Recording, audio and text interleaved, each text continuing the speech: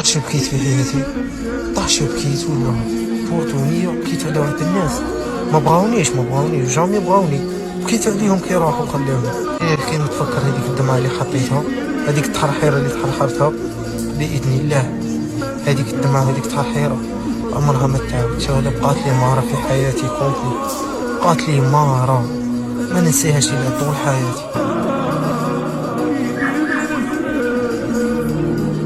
ما تقدش تهضر، كان اللي ما عندهاش اللي من تقول،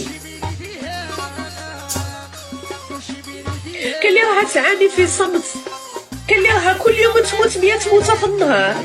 علاش هاد الآذية تاع الناس؟ علاش راكو تآذيو في الوليات؟